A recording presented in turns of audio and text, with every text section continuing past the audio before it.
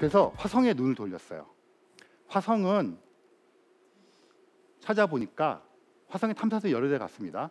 지금 보이는 것들이 화성 표면에 내려서 활동했거나 현재도 활동하고 있는 탐사선들의 이름입니다.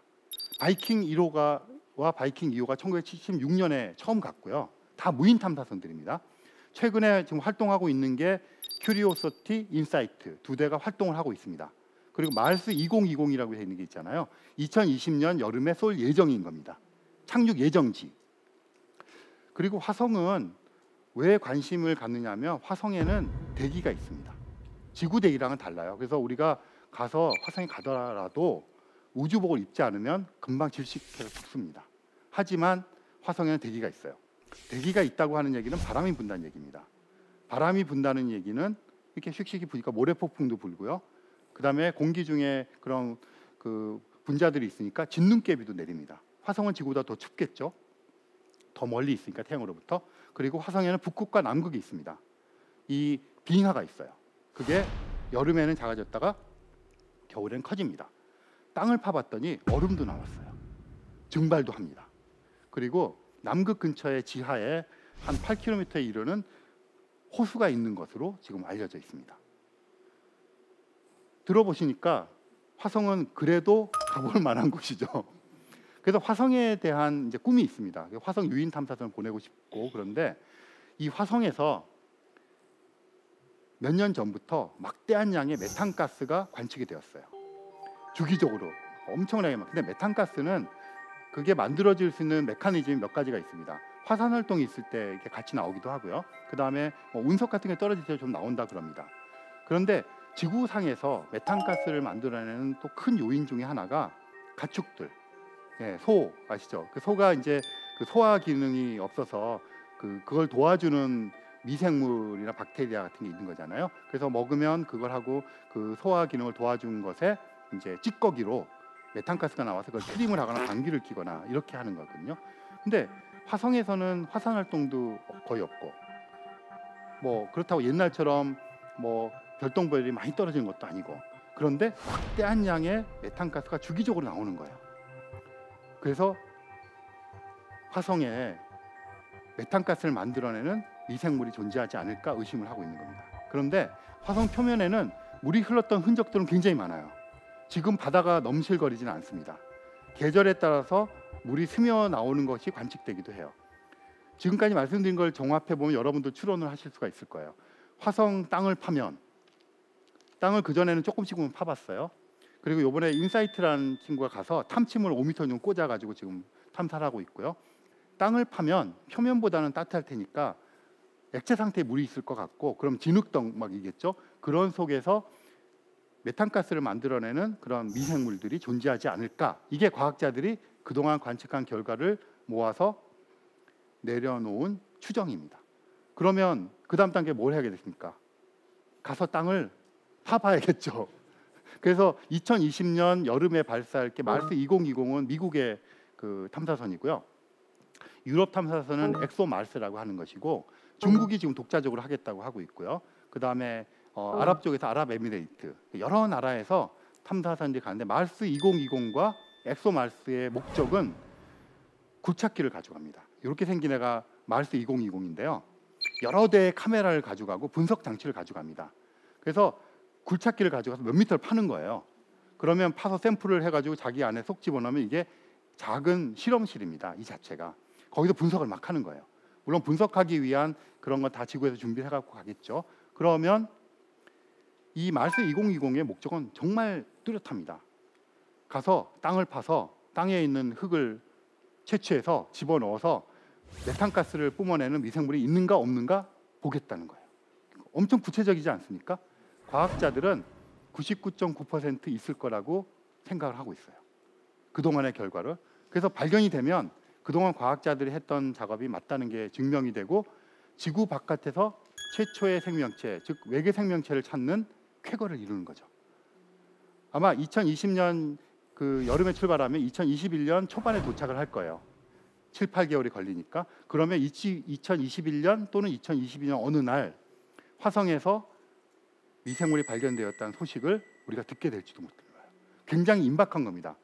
두 번째 경우 발견이 안 될 수도 있죠. 그러면 과학자들은 막 환호성을 지릅니다. 너무 좋아서. 왜 그럴까요? 지금까지 우리가 했던 게 다 틀렸다는 소리잖아요. 다 틀렸다는 소리는 뭔가 다시 해야 된다는 얘기잖아요. 할 일이 생긴 거고요. 그걸 연구하던 시니어 과학자들을 몰아내고 이제 젊은이들이 약진할 수 있는. 그러니까 과학에서는 항상 어떤 증거들을 가리키는 화살이 있잖아요. 그걸 향해서 갑니다. 하지만 맞을 때도 있고 틀릴 때도 있어요. 저는 정말 간절하게 많은 과학자들과 더불어서 화성에서 제발 생명체 발견했으면 너무 좋겠어요. 그냥 제가 살아있는 동안. 하지만 발견되지 않는다고 하는 것은 다시금 우리가 생명이라고 하는 현상에서 생각하게 해주는 계기가 되기 때문에 엄청 중요하다고 생각이 됩니다.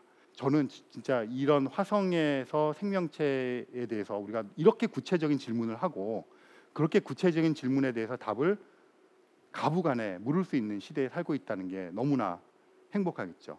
칼세이건의 말을 빌자면 한 100년 후에 우리가 살았다면 이런 게 그냥 교과서 한 줄이겠죠. 화성에서 2021년에 생명체 발견했어. 끝. 너무 재미가 없잖아요. 우리가 발견하는 시기에 살고 있다는 게 너무 멋진 것 같습니다. 처음에 말씀드린 것처럼 아무리 둘러봐도 태양계 내에는 지구인 같은 지적 생명체가 살지 않는 것 같아요. 지적 생명체라는 것을 태양계 내에서는 지구인 같은 생명체는 없을 것 같다고 생각이 되는 거죠. 그런데 알고 싶잖아요. 그렇다면 어디다 눈을 돌려야 되냐면 외계 행성. 외계 행성은 아까 제가 센타우루스 자리 알파별 시스템이라고 말씀을 드린 것처럼 태양계 바깥에도 별이 있잖아요. 여러분들이 밤 하늘에 보시는 별들은 행성이 아니라 다 별입니다. 태양 같은 별들, 크고 작은. 그리고 그 옆에는 분명히 행성들이 돌고 있을 텐데 안 보이겠죠? 너무 밝으니까. 그리고 행성 같은 것들은 태양의 빛을 반사하는 별이기 때문에 그렇게 멀리 떨어져서 보일 리가 없죠. 그런데 외계 행성을 찾는 노력들을 해왔습니다. 지금 보시는 것이 케플러 우주 망원경인데요. 이게 인공위성에다가 망원경을 장착한 거를 우주 망원경이라고 부릅니다. 우주 공간에 떠서 관측하는 거죠. 이 케플러 우주 망원경이 2009년에 올라갔는데요. 태양계 바깥에 있는 행성, 즉 외계 행성을 발견하기 시작한 것은 1992년부터입니다. 그때부터 92년에 발견되고 95년에 하나 발견되고 띄엄띄엄 발견이 되어서 제가 공부를 하거나 박사학위를 받고 그럴 때는 그걸 다 외우고 있었어요. 몇 개까지는 막 이름도 외우고 다 알고 있었는데 어느 순간부터 손을 놨습니다. 너무 많이 발견이 돼요. 지금은 발견된 다음에 이제 얘네 공전 주기라든가 질량 같은 게 확정이 된 것이 4,000개가 넘어갑니다. 외계 행성이. 우리 은하 속에는 태양 같은 별들이 수천여 개가 있습니다. 그래서 해보니까 행성은 너무 많고요. 지구랑 비슷한 행성이 50억 개에서 500억 개 정도 되는 거예요. 그 말은 숫자가 중요한 게 아니라 그냥 흔하다는 게 중요해요. 그러니까 지구랑 비슷한 애들은 우리 은하 안에 너무 흔하다는 거죠. 그런 곳에서 생명체가 1%의 지구형 행성에서만 생명체가 탄생을 하고 또 그것 중에 1%에서만 우리처럼 지적인 생명을 진화를 했다 하더라도 엄청 많겠죠. 그러면 우리가 살고 있는 우리 은하 안에 지적 생명체가 많을 거야 라고 과학자는 추론할 수 있겠죠. 그럼 희망이 생기는 거죠. 외계 지적 생명을 찾을 수 있는. 근데 못 가요. 멀어서. 가까운 게 빛으로 4년 가는 거였거든요. 아까 센타우루스짜리 알파별이. 근데 다른 거는 백광년. 빛으로 100년을 가야 되는 거예요. 그 다음에 우리 은하의 중심 부분에서 태양계까지가 3만 년이거든요. 빛으로. 그러면 로켓으로는 얼마를 가야 될까요? 그러니까 있다는 거를 알면 알수록 더 안타까운 거예요. 못 가보니 가서 확인하면 제일 좋은데 그렇게 되어 있는 거죠. 그렇지만 어쨌든 외계 지적 생명체가 살 수 있는 개연성은 높아지고 있고요. 그것들 중에 태양계를 보시면 수성, 금성, 지구, 화성이 있는데 화성에도 표면에 지금 물이 흐르지 않아요. 금성 너무 뜨거워요. 수성 너무 뜨거워요. 지구가 표면에 액체 상태의 물이 흘러다닐 수 있고 우리는 다 알고 있습니다. 바다에서 생명체가 태동했고 바다에서 융성해진 거죠. 생명체가. 그래서 이 물이라는 게 되게 중요하다는 걸 알아요. 그래서 물이 있으면 생명체가 있을 개연성이 늘 높아지죠. 그래서 아까 화성에서도 땅을 파면 젖어 있는 흙이 있을 거다 이렇게 얘기한 것이 이 물이라고 하는 것에 대한 기대가 되게 큰 거죠. 그래서 어떤 자기가 속한 별에서 적당한 거리가 떨어져 있어서 표면에 액체 상태의 물이 존재할 수 있는 행성, 지구랑 질량이랑 그런 게 거의 똑같은 애들 중에서 그런 애들만 또 뽑으면 훨씬 더 생명체가 살 개연성이 높아지겠죠. 그래서 그런 지역을 거주 가능 지역이라고 부릅니다. 그래서 지구랑 비슷한 애 중에서 거주 가능 지역에 있는 애들을 명예의 전당을 만들었어요. 그래서 이렇게 한 겁니다. 쟤네들이 지구랑 비슷한 후보들이에요. 그래서 저런 애들이 이제 많겠죠. 많아졌어요. 그래서 쟤네들을 집중적으로 관측해 보자. 고 하는 게 지금의 선택과 집중의 패러다임입니다.